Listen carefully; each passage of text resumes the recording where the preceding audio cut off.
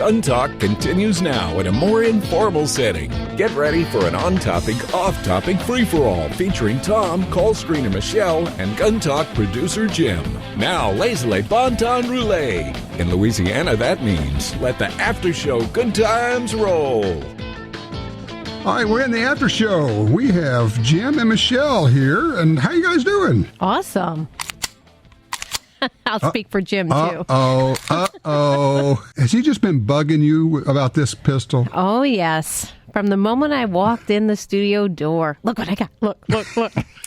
Actually, he sent me a picture when he first opened it, I do believe. I did. I'm guilty. Guilty as charged. The unboxing pictures. That's right. It was awesome. I'm happy for him.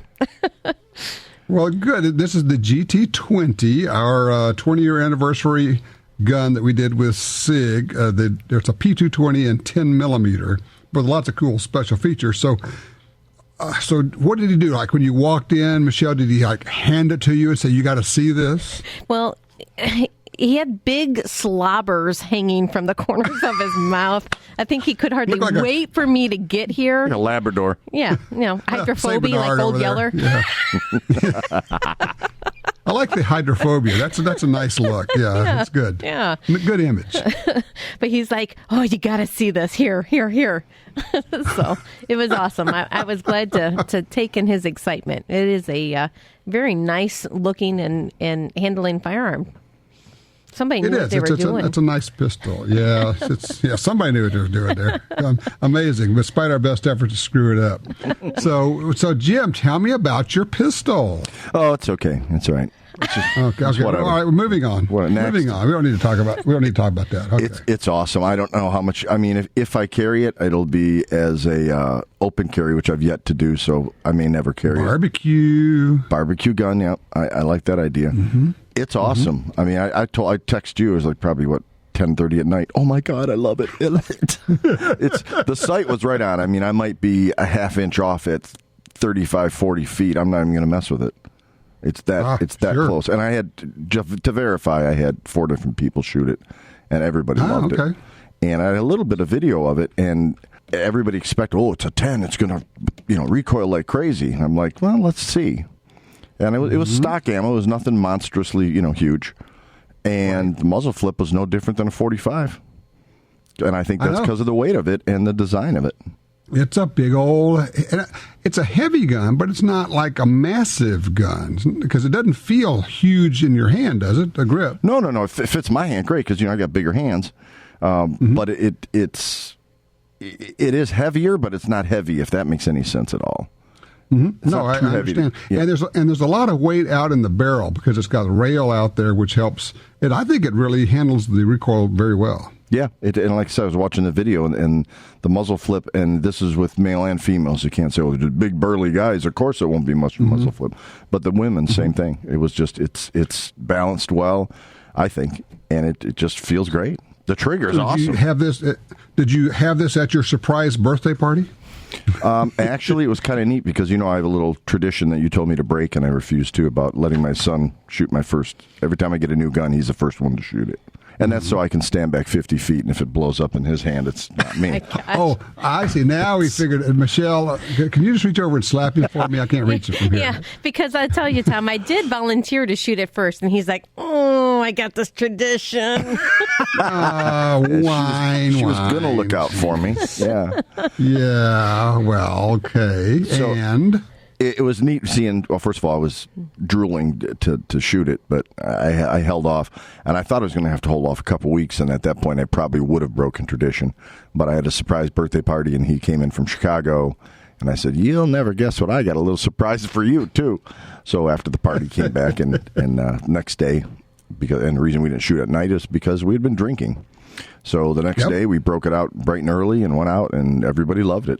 Yeah, it's just sweet. And I've gotten so many really good comments. Now, we did have one guy on the SIG forum. He said he got his GT10 in, he fired it one time, and he had to stop because it melted the front sight. Yeah. I sent you that link. Yeah, that was great. Michelle doesn't know about that, though. Oh, okay. Yeah, Michelle, he says, one shot in the massive 10 millimeter melted the front sight. And people are commenting and say, What? Just what you did. You went, what? He says, yes, it just melted the front sight. Have you got a picture or anything? And he posts a picture of the front sight. There's like several of the posts, and the guy says, that goopy stuff on the sight really kind of looks like the foam inside the case. Yes, like you kind of got a wad of foam stuck on your front sight. Oh, really? That's what happened. So that was the only. Now we did have one report of what was it? A finish on a safety lever was not good, and he sent it back, and SIG's taking care of that because they're good at that. But I did like the melting the front sight deal. That was pretty funny. That's some hot load there. I'm guarantee you, I'm thinking if it melts the front sight, I probably don't want to shoot it again ever. Well, I was going to say, for that reason, I'm glad Jim has a son. You didn't melt that front sight, boy, did you? That's right. Check this out. Oh, my gosh. But how's it shoot? Is it accurate? Yeah, it's right. Like I said, I'm not even going to mess with the sight. I'll probably mess with the sight someday because I can never leave well enough alone. But right out of the box, I've never had a gun more accurate. Let's put it that way. Well, and the other thing is the real benefit of the adjustable sights is when you go to use different loads, they're going to shoot to different places. Mm-hmm. And then you just adjust your sight for that load and you're sighted in. Oh, see, I just buy a different gun for each load is what... I like the way you think. That's working for me. Who taught me? Yeah, I think I got it from. We don't need to make the mortgage payment. There's a new gun for sale. No, that's right. Adjust the sights. Forget it. Just get another gun, man. Yeah, we're not doing that. Hey, Michelle and I had a topic we were talking. Yes. Where do you think there should be gun-free zones? Because what we always say, there shouldn't be any. But what about courthouse? That's the only thing I could come up with was a courthouse. And then even then, it's like, well, why? So I guess I'm not 50-50 on a courthouse, but I can't think of any other places that really should be a gun-free zone. And again, how do you, body searches and metal detectors? Well, I would say that the only places where you could legitimately say you're going to have a gun-free zone is if you had a metal detector and two armed officers at every entrance. Because one does, good because the guy walks up and just shoots him. Mm-hmm. And just goes in. So one is like having none. As you say, one is none, two is one. Right, okay. With two, you got a chance that one's going to live through it and shoot the guy. But if you don't have a metal detector at every entrance and two officers at every entrance next to the metal detector, then you don't have any protection for the people inside. So now you're saying you have to be defenseless because we're kind of afraid of you. And, think about it. That's what they're really saying, is we want you to be defenseless because we're afraid of you, not because we're afraid of the bad guys. Isn't that weird? Yeah, just the whole thing. I mean, going to a ball game, go to a Tigers game or something. There's no reason why I shouldn't be able to protect myself there. My life's valuable there just as it is at the grocery store. No, look, man, they got popcorn and beer and stuff there. That's valuable. The revenue's valuable. And the insurance company said, here's the deal. If you let them carry in there and somebody gets hurt, you're liable. And if you don't let them carry there and somebody gets hurt, then you're not liable. So the truth of it is, it's a lot cheaper for us to let good guys get hurt here than it is to let good guys protect themselves. Yep. Revenue. So they basically say, your life is actually not worth much. But if you shot a bad guy, that would cost us money. But a bad guy shoots you, it doesn't cost us money. So we're good with that. Isn't it crazy? I mean, but it is. That's really what it is. It's, what do they call that? Risk management. That's I was just going to say stupidity. Oh, yeah, there's that too. Yes, just the abject stupidity. So where was I the other day? I was at a place, which I will not name where it was. I did not see any no-gun signs. I kind of had a sneaking suspicion maybe they were supposed to be, but I didn't look real hard. And because I was going in there and I was going to carry, so I was going with the plead ignorance and ask forgiveness routine. If I don't know if I'd ever get away with it, but I could always say, "Hey, I didn't see the sign. I'll just go put this back in the car." Well, yeah, it's okay with you. But you won't have to explain that unless there was a situation. Yeah, it's kind of my thinking too. I'm not. Here's the other thing. If you carry responsibly, which means a good holster and good cover garment, and no one can see it, and it doesn't print, and no one will ever know. Now, if you're one of these dumb bunnies, try to be friendly here, who makes sure that people know he's carried a gun, make sure that it prints, make sure that it kind of exposes itself. Under Armour shirt over the top. You're going to cause a problem. Yeah. My deal is, look, if other people know you're carrying, you're doing it wrong. We went to a restaurant this past week, and they wanted to seat us in the corner. This kind of ties into the show earlier today you're talking about. They wanted to seat us in the corner, and it's a blind corner where I can't see the door. And my family already knows when we sit down, I'm facing the door. And they'll sit down. Jockeying for seats. That's Dad's seat over there. Exactly. They'll get up and move around. The waitress looks at you, and it's like, you don't need to know why. So this place, they only had the one table available at the time. They were pretty slammed, and they wanted to put us in the corner. And I said, I'll wait for another table. And they said, isn't there not enough room? I said, there's plenty of room. We'll just wait for another table. And I didn't have to say, I want a vantage point. I'm a gun guy. There was no need to do that. But we waited an extra 10, 15 minutes to get a table that I could see the door. Some people would probably think that's excessive and paranoid, and I can live with that, literally.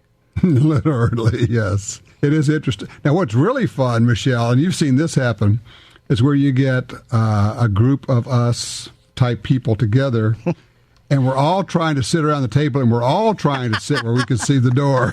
That's right. It gets a little awkward the higher the steps go with the seating on one chair, Table for 16, please? Well, there's only 8 of you. Trust me. That's right. Nobody's sitting on that side of the table. Or, as a friend of mine said, he says, I'll sit with my back to the door, but I'm going to watch you. And as soon as I see you move, says, I'm going for mine too. And says, you're going to be my trigger for what's going on behind me. I said, okay, got it. And we joke about it, but at the same time, it's real. It's there.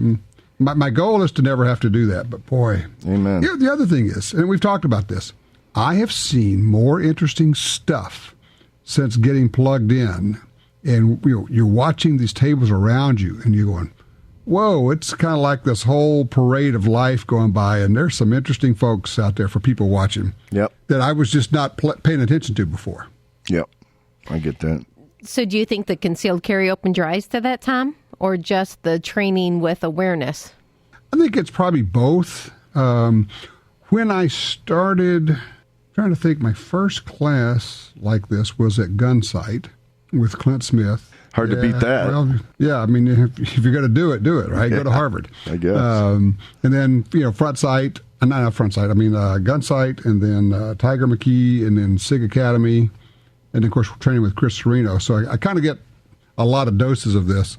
And it's very interesting because they will teach different things in terms of maybe firearms manipulation. There are little differences, not a lot. But they all teach exactly the same thing when it comes to mindset, because that's the rock around which everything else is built. That's the foundation. Is if you're not there mentally, everything else is wasteful. It's not going to do any good. And so they all spend, Chris said they just did a half a day on mindset. And that's what it takes. It takes about a half a day of just classroom talk about that. And it's all these what ifs, what if this, what if that, how would I do this, the stuff that I talk about here. I didn't invent any of this. I just get to hang around with really smart people, and I regurgitate it, and there it is. See, I thought you were going to say the answer to Michelle's question was, I was never allowed around people before. So when they finally let me out around people, I started to be more aware. Well, it wasn't so much that as that I was out. It's just that no one would be around me. I don't know. Something changed along the way, and, I just said, you're going to sit here or else, and that seemed to work okay. You're going to talk to me, aren't you? It's always good to start with family, huh? Yeah, that's right. Father's Day. Fun stuff. Think about my dad, and, of course, talk about your gun guys. Holy cow. Not so much on the defensive side. That was not his area. He was a hunter. And he liked guns and shooting, but primarily for the hunting aspect of it. But he was a stunningly good shot. We talked about this before the show, Jim. These natural athletes. I hate them because they're just... they're not us. They're not us. And I was not that person. I was an unnatural athlete. I see there's a story here that the Green Bay Packers went out and did some play target shooting as a team building deal. And they had photos with it, and I'm looking at it and going, oh my gosh, they're just awful. They got terrible posture. They're leaning back. And it's one of those that if they had just had like 10 minutes of instruction, because they're all good athletes, obviously, they would understand how to lean forward and take that athletic stance. And, it's the, what was I driving the other day? It's the same athletic stance whether you're shooting or waiting for a serve in tennis or defending somebody in basketball, or you're a defensive back and you're standing there with your hands kind of out and you're leaning forward, you're waiting for the snap of the ball. It's the same exact stance and balance in every athletic endeavor like that. And if you do that with shooting, it's just going to work. Your weight's going to be forward and you'll be able to handle that recoil, whether it's shotgun, rifle, or handgun. Agree. Michelle, you guys been doing any shooting in your family, speaking of Father's Days and families? We have. Actually, I was just sharing some pictures with Jim a while ago, too. We had a friend of mine that wanted to have her aunt shoot. She's never really held on to a gun before, and that was quite fun. The pictures are just absolutely fabulous. She was so excited after her first shot. Well, give them the backstory on this lady. It was a 81-year-old lady and never had a firearm before, deathly afraid of them. And as I told her, she should have a healthy fear of a firearm. It's an okay thing. I mean, everybody, even when I pick up a gun, it's like, get my breath about me, and I've been handling them for years and years and years. It's responsibility. Yeah. Right. And, I mean, everybody knows the fatal end of it. Right, exactly. It's the mindset of it. So I said, we're just here to, give you a little bit of education and send some shots down range. And she had a fabulous time. And it was just quite exciting to see the enthusiasm that she has for it now. It's a different appreciation for a firearm. And as I said, I'm only here to teach you safely how to do this. And she was doing a little bit of dry firing, and then we went out and did some live shooting, and it was a grand time. The pictures are just... Plus, she's a doll, too. Yeah, she is. She's a doll. And she's 81? 81. Yeah. And we'll have to send him a picture. Send him a picture of it because you'll dig it, Tom. Yeah, and my girlfriend was like, "Oh my gosh, I pressed you for time, and you were a rock star. Just thanks so much." And as I told her, you know what it is? It's my enjoyment of sharing our shooting sport. That's why I do it. It's the passion that we have for it. And I said it can be so fun. Yes, you can have a healthy fear of a firearm, but it can be a lot of fun. And I hope that she comes back because she's like, oh, yes. So we have to make a date to have her come back onto the range and shoot some more. And like I say, it was a 22, a little bit more training. There's a lot to take in your very first time. Sights and eyes and hands. And and we forget how much we learned a piece at a time. Then you go back and you're teaching somebody else and they're getting overwhelmed and you're thinking, what's going on? Well, there's a lot of stuff going on there. There is. And you try to simplify it the most that you can. 15 minutes, 20 minutes of, a little bit of classroom instruction, and then it's just go time from there because you don't want to shut down their mind. Yeah. So you got to get them out to the range, and the main thing is to assure them that we're going to do it safely. And then you have to be, for those who might be teaching somebody else, you have to be physically close enough to where at any given time you can reach out and take control of that gun gently but quickly if necessary. Right. And, the shooting is just an instant gratification. And God, it is, isn't it? I hadn't thought about that, but it is. And she's no wonder I like it. No. And she's like, okay, I need to hit all of them in the black. I'm like, oh my gosh, you're a brand new shooter, and here you are. Now, did you have any difference in the way you felt breaking in an 81-year-old gal versus a 10-year-old kid the first time? The similarity is it's exactly the same. Yeah, the approach is the same. Yeah. It's not so much of a mother henning. There is some of that with the child a little bit more. But just like Tom said, you're right there. You're next to him.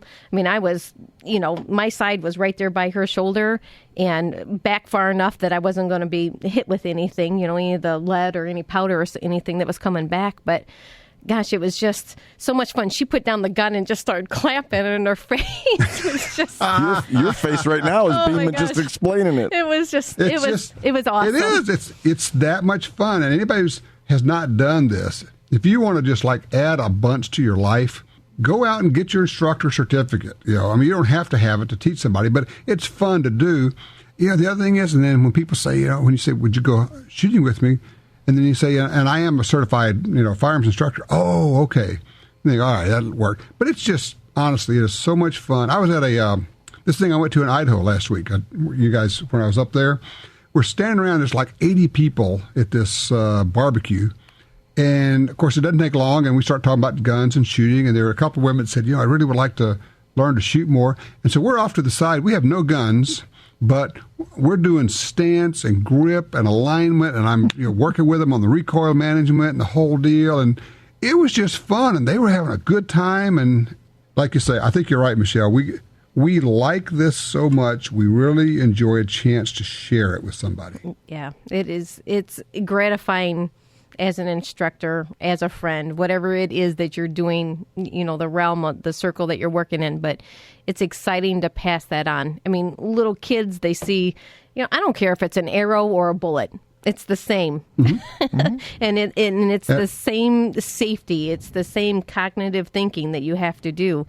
And it is just awesome the first time they send a bullet or arrow or, a pellet downrange.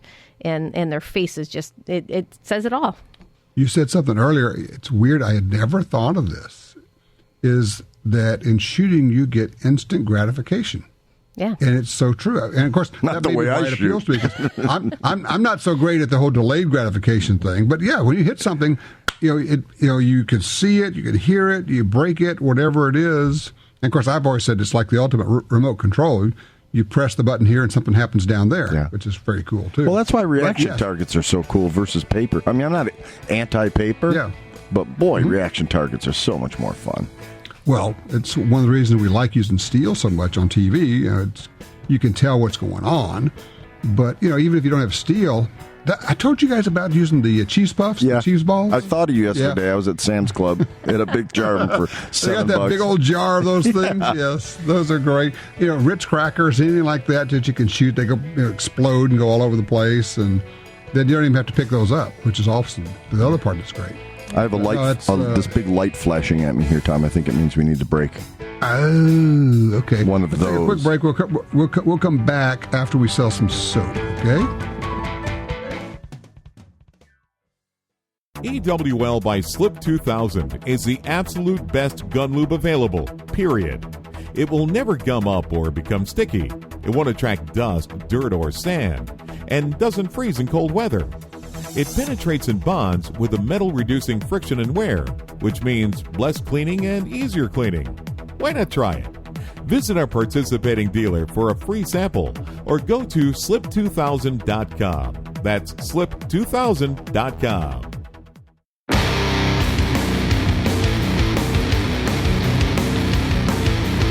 All right, we're back with the after show. We've got Michelle and Jim here. And Michelle, you're talking about taking an 81-year-old lady out, teaching her how to shoot.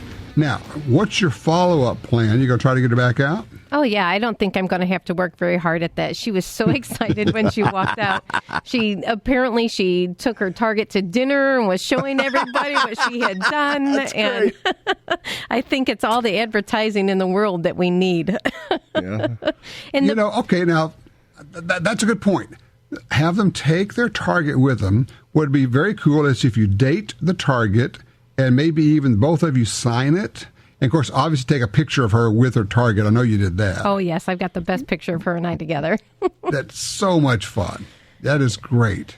Yeah, it's incredible. I encourage anybody and everybody, regardless of the age, don't let the age be a factor in it because, she's going to take that back, and she was telling her kids about it, and like I said, people at the restaurant about it, and it couldn't have been a more delightful time. That is, my kids grew up in it. It was fun to share that with them. They have great careers off of it, and I don't know. I just don't let anything hinder the ability to take somebody out. You might want to rephrase that. Just for, but, yeah, to take them out to the range. Thank you. And let them shoot. Thanks for the qualifier. But I know what you mean. And it's not just for them because you're getting as much or maybe even more out of it than they are. That's what I said. I think I got more out of it than she did. She would disagree. Well, how many other sports are like that? Because it's a lifetime sport, but it also seeps into your lifestyle. Or can. Mm-hmm. And how many other sports are like that? I mean, you don't see 80-year-old guys out there, maybe golf, but you don't see 80-year-olds out there doing a lot of other. You don't see too many water skiing. It's certainly not standing right next to a 10-year-old right. shooting. Right. You can go to the range and shoot. There's 10-year-old right there, there's 80-year-old, and everybody in between is there, and they're shooting same targets, equal challenge, and one or the other can win on any given day. It's one of the universal beauties of this whole thing. Yeah, as well as physically challenged folks and stuff can all participate, depending on their disability, etc. And even the mentally challenged like me. Yeah. It's okay. We used to have the most fun talking about reactionary targets with the steel spinner targets. That used to be the greatest thing for our kids to combat one of us, to challenge either their mom or their dad or each other. And I can't tell you how much lead was sent down the range with those types of targets. I mean, obviously an appropriate backstop, but... Right. And you can get the dueling trees now, so you can go, shooter against shooter and see who can clear their side of the dueling trees. And those are not very expensive, really. No, and that's what we used. And it was great fun. And you know what? It gives them a greater sense of who they are and what they can accomplish. It's huge to self-esteem. Shooting sports are huge with that. Tom, how many young people do you know, early 20s, early 30s, that have been around shooting their whole life that are idiots? I can't name any. Everybody I know in shooting, they're decent people. Their kids have been raised right. It seems to kind of go hand in hand.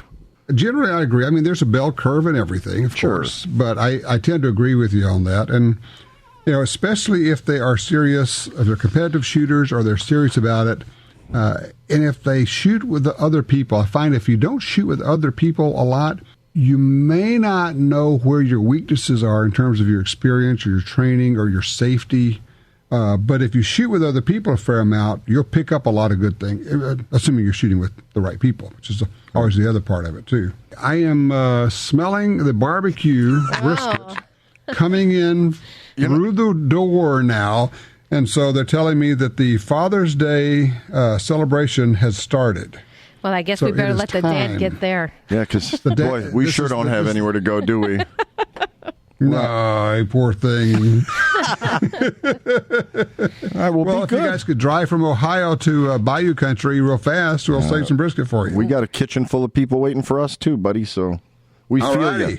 There you go. Well, look, you guys be safe. As always, it's a joy, and I guess the message for everybody is to go out and make that commitment to be safe and take care of yourself and whatever it takes, the training, the gear, but I guess I like that phrase, refuse to be a victim. That's where we are. Amen.